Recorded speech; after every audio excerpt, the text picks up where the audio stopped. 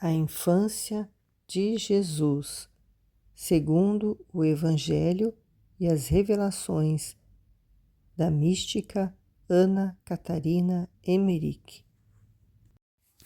Capítulo 3. O nascimento da Virgem Maria. Vi Elias tomar o caminho do Monte Carmelo, quando a terra em volta estava ressequida pela estiagem e os homens desfaleciam de fome e de sede. Em Jerusalém ia uma grande efervescência. Todos pediam misericórdia a Deus e com ela a chuva do céu. Alguns tomavam deliberações e outros escreviam cartas que eram enviadas por meio de emissários a vários pontos da Palestina, ao mesmo tempo que Elias era procurado por toda a parte. Foi então que viu o profeta subindo com 2 servos à encosta da montanha até a gruta aberta na penedia e nela entrar em oração. Levantando-se, por 7 vezes perguntou a um deles o que é que via para os lados do mar da Galileia. Vejo o lado seco, respondeu o servo, e nele grandes aberturas de lodo com animais apodrecendo ao sol. A 7ª vez, vi que uma nuvem se erguia no horizonte e no meio dela a figura de uma virgem, tendo os braços em cruz e o rosto espalhando raios de claridade. Foi-me revelado que as 7 vezes que o profeta mandou olhar para o mar representam as 7 idades ou 7 gerações que precederam a grande bênção espalhada em Israel e anunciada pela nuvem misteriosa, a Virgem Maria. O orvalho celeste, descendo do céu, foi umedecer a terra e, de um modo especial, os lugares santos como aquele onde o Senhor havia de receber o batismo de João. Soube também que durante a visão da nuvem foram revelados a Elias muitos dos mistérios relativos à Santíssima Virgem e, entre eles, a família de que ela havia de nascer. Noutra ocasião, vi o profeta Elias trabalhando no alargamento da gruta onde passaram a viver os discípulos, conhecidos entre o povo pelo nome de filhos dos profetas. Foi nessa gruta que começou a ser invocada aquela Virgem da aparição misteriosa, cujo culto se perpetuou através dos eremitas que sucederam aos essênios na montanha do Carmelo. Vi também a genealogia do Messias dividir-se em 2 ramos, logo a seguir a Davi. O braço da direita partia de Salomão e terminava em Jacó, pai de São José. Vi que as figuras dos antepassados do Santo Patriarca, mencionados no Evangelho, traziam nas mãos um ramo semelhante à folha de palmeira, porém, no remate da linha florescia uma haste em forma de lírio, com 5 estames. Essas figuras eram de maior relevo e menos materiais que as da linha colateral esquerda. As flores dos vários ramos eram diferentes em qualidade e virtude, destacando-se no meio de todas, pela beleza e frescura, aquela com que se apresentava São José.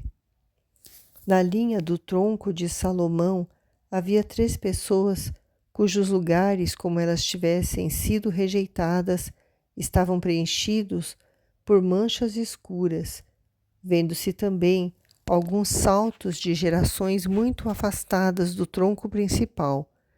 Por vezes, os troncos da direita e da esquerda encontravam-se cruzando-se finalmente poucos graus antes do termo da geração.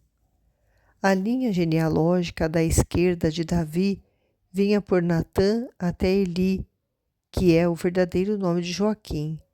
O acréscimo Eli-Raquim foi-lhe acrescentado mais tarde, da mesma maneira que Abraão derivou para Abraão.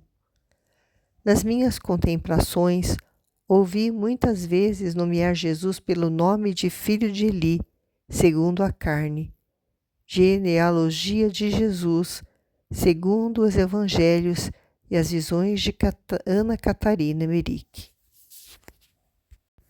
Fui levada até junto do templo de Jerusalém e de lá até as vizinhanças de Nazaré, onde visitei a casa de Santa Ana e de São Joaquim. Reconheci perfeitamente toda a região da Galileia e vi erguer-se dela uma formosa coluna de luz que, elevando-se da terra à maneira de caule de flor, sustentava no alto uma igreja de forma octogonal e toda luminosa. Nos ramos do caule encontravam-se os pais e outros antepassados da Santíssima Virgem. No peito de Santa Ana vi um relicário precioso em forma de cálice e neste uma figura infantil que, tomando vulto, ia crescendo em beleza e claridade, enquanto do rosto e mãos em cruz partiam raios luminosos que se pareciam concentrar num ponto único. Noutros ramos da coluna viam-se figuras de santos da igreja, formando círculo e entoando louvores em atitude de quem dirige súplicas àquela Santa Mãe. Em todo esse concerto de santos reinava a mais doce união, paz e harmonia, como se fora uma grande seara de flores oferecendo, agitadas pela brisa, os mais suaves aromas ao sol eterno que, criando-as, as bafejava de suavíssimos perfumes. Ao ver a maneira como a Virgem se formava e subia do coração de Santa Ana, reconheci, por uma forma inexplicável, como ela foi isenta da mancha original. Soube também que naquele lugar, donde subia a coluna misteriosa, fora em tempos construída uma igreja, entregue mais tarde à destruição devido ao mistério que nela se comemorava se tornar ocasião de lutas. Todavia, a Igreja Triunfante continua a celebrar neste mesmo lugar a festa da Imaculada Conceição. A Virgem Maria, seguindo Jesus nas suas pregações, encontrava-se muitas vezes na companhia das santas mulheres de sua intimidade, como eram Joana Cusa e Susana de Jerusalém. Foi assim que a ouvia falar com elas sobre fatos referentes à vida de Jesus e dela própria. De entre esses mistérios, uns foram manifestados à Mãe do Senhor por meio de revelação interior e outros por comunicação de Santa Ana. Assim, falando às santas mulheres, contou-lhes como, trazendo Jesus no seu puríssimo ventre, nunca sentiu sofrimento algum, mas somente uma contínua e santa alegria, e como, ao ser concebida sob a porta dourada, Santa Ana e São Joaquim, tendo recebido da plenitude da graça dons particulares, a geraram por um ato de amor de Deus, e mais lhes disse que, sem aquela queda original, todos os homens seriam concebidos por igual estado de pureza.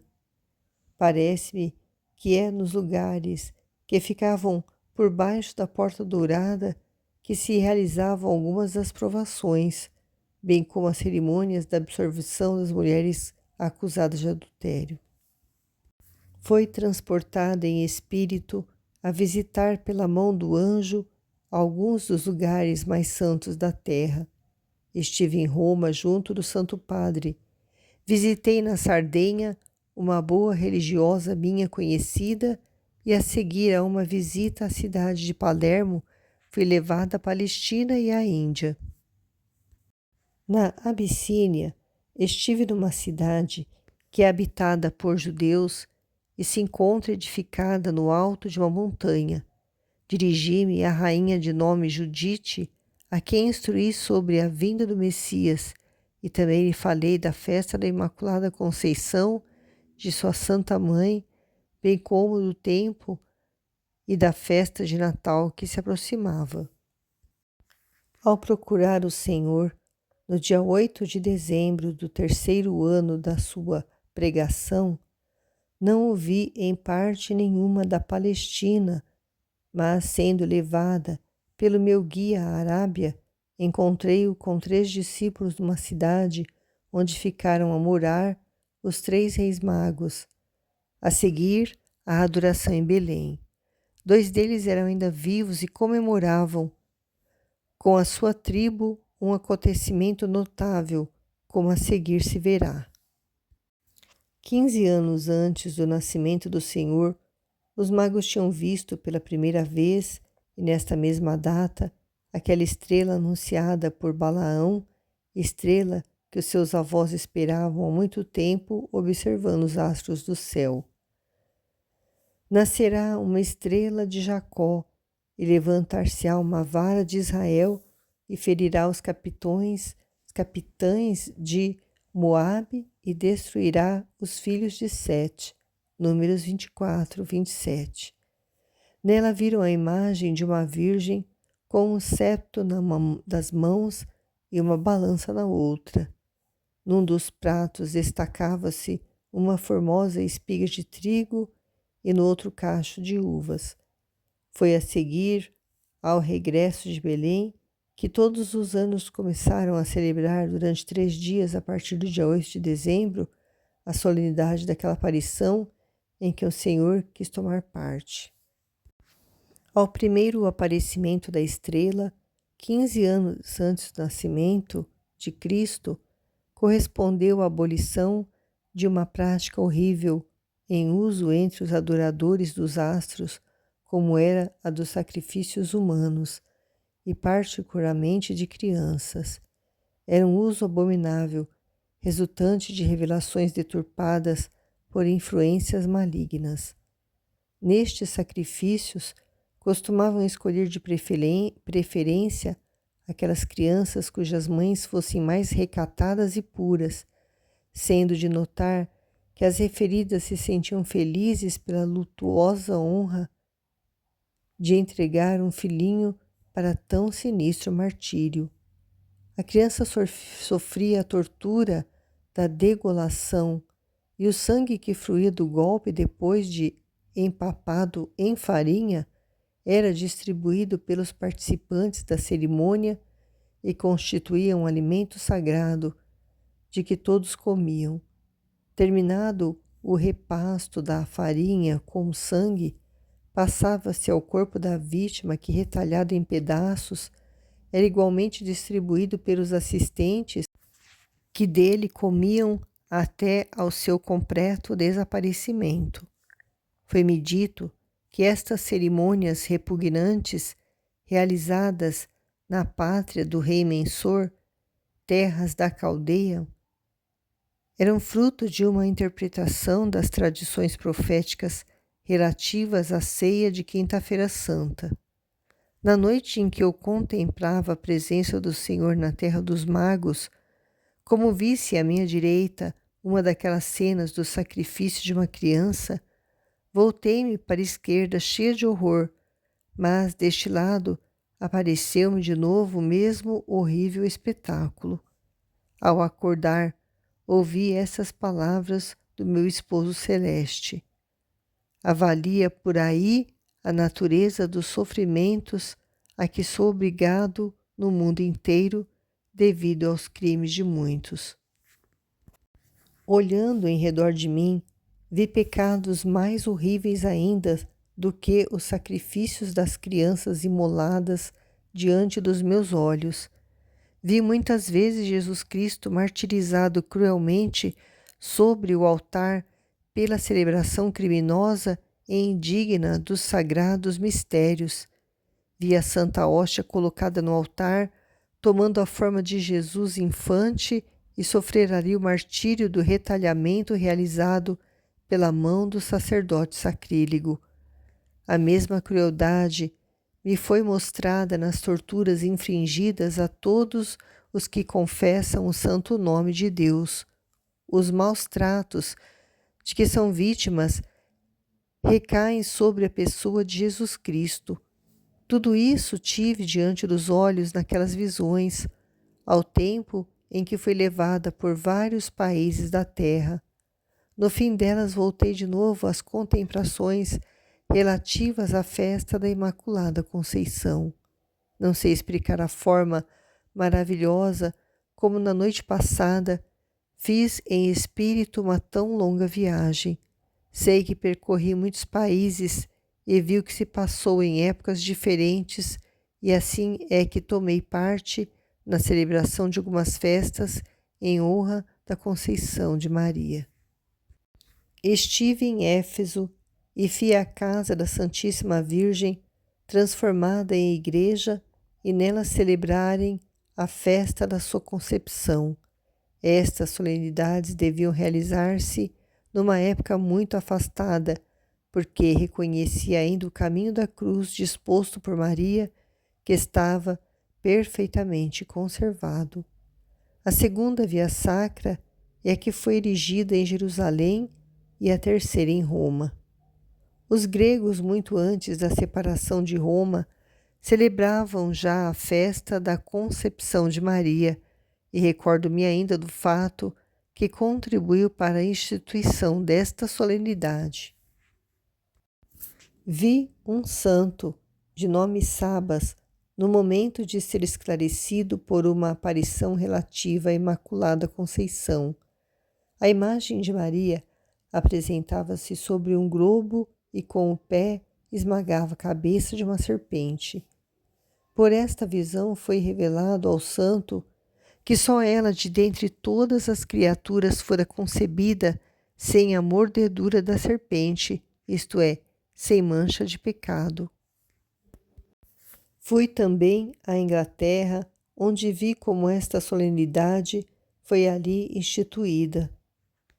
2 dias antes da festa, isto é, no dia de São Nicolau, vi o superior de uma ordem religiosa a braços no mar com uma furiosa tempestade.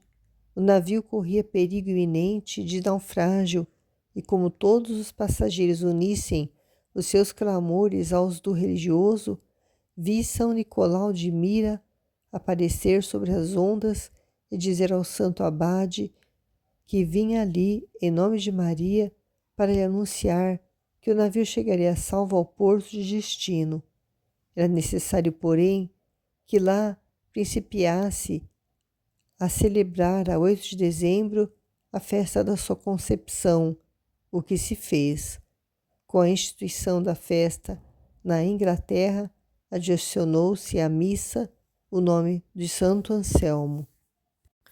Vi também como a mesma solenidade teve início em França e a oposição que lhe fez São Bernardo com o fundamento de não provir diretamente de Roma. Alguns dias antes de Maria nascer, mandou Santa Ana recado a São Joaquim, dizendo que se aproximava o tempo de dar à luz. Pouco depois, outras pessoas seguiram também, umas para Séforis e Vale de Zabuão, residências de suas irmãs Maraá e Enué, e outras para Betsaida, onde vivia Maria Salomé, com a missão de pedirem a todas a sua comparência em Nazaré.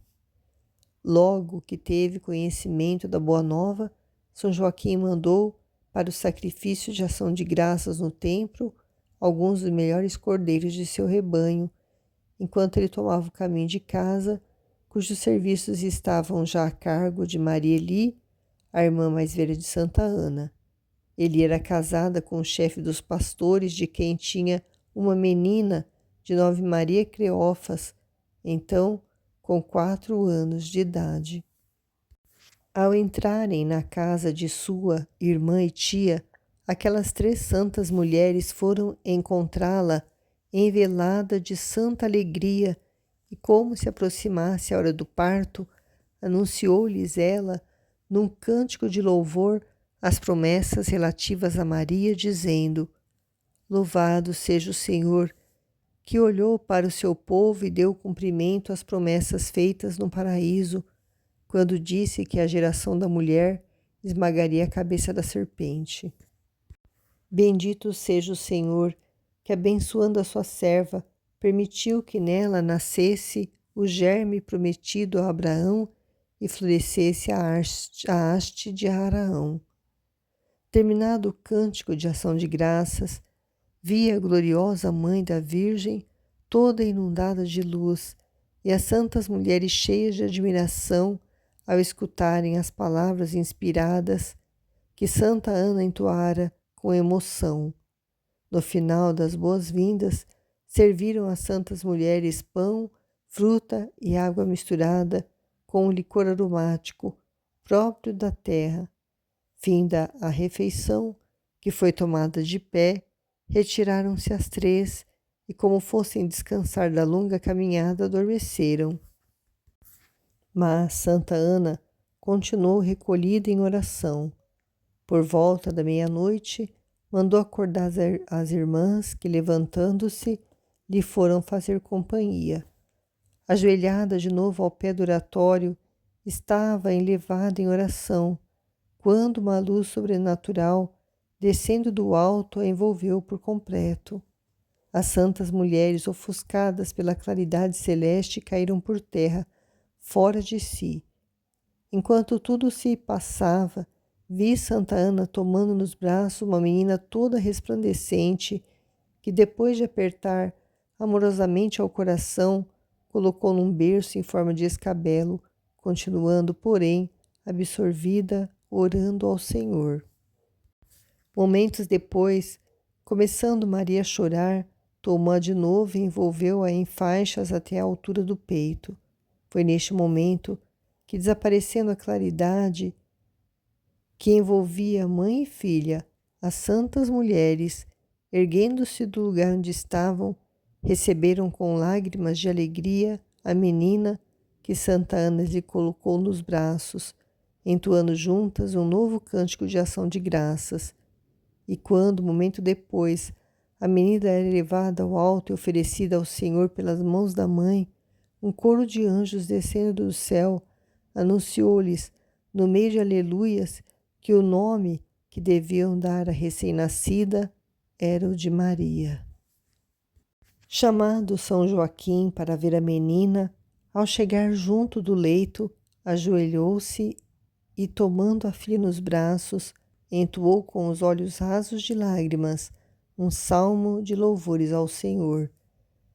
Vi que Maria Eli, a filha mais velha de Santa Ana, só compareceu depois do nascimento e, embora já fosse mãe há alguns anos, não assistiu ao nascimento de Maria, talvez porque, segundo as leis judaicas, uma filha não devia, nestes momentos, encontrar-se junto de sua mãe.